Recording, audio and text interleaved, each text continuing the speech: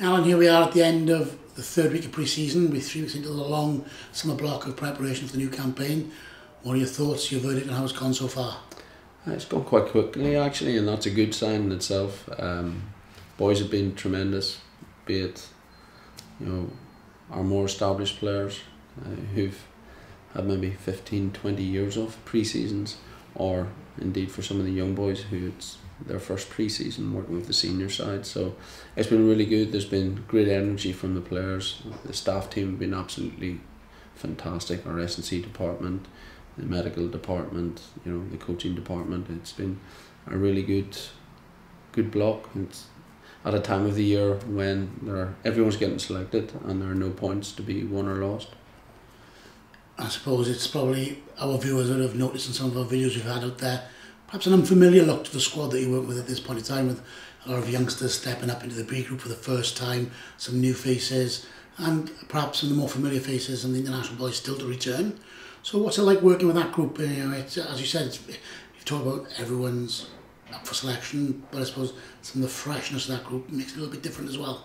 I think the freshness aligned to the excitement for those individuals, those young men, and the energy they bring to training, the learnings, the progressions that we've seen over 3 weeks, and indeed the standards that the senior boys have delivered on field in terms of what it is to be a good professional, the conversations, Dan Lydiard speaking to the young academy players, James Hook, James King, it's been absolutely fantastic. And yeah, there's a little bit of a risk there because you're looking at the quality of the sessions, but in truth the young players working with the senior players have really added to the quality as a whole. And of course it's a little bit different for yourself as well, as your first pre-season as head coach of the Ospreys, so it's a lot more perhaps planning and oversight goes into every day than it would have been if you're turning up for work as a defence coach at this time, or a forwards coach or a backs coach at this time of year. Yeah, it's been made very easy for me by the likes of Di Davis, yourself, Peter, to be honest, and as I said, Alex Lawson, who's the head of the S&C department, and Simon Church, who's come in there, Josh, Jack, Chris Towers, head of the medical. They've been absolutely fantastic. But for me as a rugby coach, yeah, I've been probably standing back a little bit. It's been a great time for Matt Sherr to impress upon the group his qualities and his principles of play aligned to where we want to go to this season. Working alongside Brad Davis in terms of key aspects to our defence, both technical and collective. So yeah, I've thoroughly enjoyed it. It's been made easy for me. It's there's been a real drive to ensure that every individual within the organisation, within the management team and the player group, within the academy department with Bish and Duncan and Foss, that you're leaving here adding value each day, and you're looking forward to come back to deliver even better the next day. We park up the first block. There's a recovery week for players and coaches, and then you come back in on the 16th. Some more faces arriving, some more international boys come back from the Welsh squad. Mzazi comes back as well from Georgian duty. How does the focus change when you start integrating more players into the group? Yeah, I think that brings another dimension to the excitement. Particularly the new players coming in. You add those to Georgi Gajon, to Guido Volti, to Tom Botha, who have been with us for the last number of weeks at various times. And in terms of what we've done, there will be a refreshing of that, there's no doubt, so that where we finish today is our starting point come the 16th. Thereafter, it's about really getting to the specifics of the game, the building blocks. Again, there's going to be a drive towards the S&C. The focus will change there, but we'll start introducing a little bit of set piece attack, a little bit of set piece defence, and gradually building up the contact towards that first pre-season test. Before we know it, that first pre-season test you talk about will be upon us. Northampton in Bridgend at the start of August. Will we see the start of what we're trying to do next season coming to fruition in that match, or was it a case of softly building up and then ready to go in it come September? I think there's a realisation that it'll take some time for everybody to be on the same page at the same level, but we have an expectation that we'll get there as soon as possible. So, we've, as I say, we've focused on certain elements of the game outside the set piece with a view to our attack, and Jockey's led that, and he's really integrated into the coaching team, and the players have responded to his way and his philosophy of play, and that's put us in a good place in terms of how we hope to play an attractive brand of rugby, for the player group that enthuses players and supporters alike. It'd probably be remiss of me not to ask the question at this moment in time. It's the question a lot of supporters have asked, but the Rory Thornton situation, the young man who's gone to Cardiff Blues for a long period, can you just offer perhaps an insight and an explanation to the thought process? Obviously none of us like to lose players from our squad, particularly a young player like Rory, who's local to the area.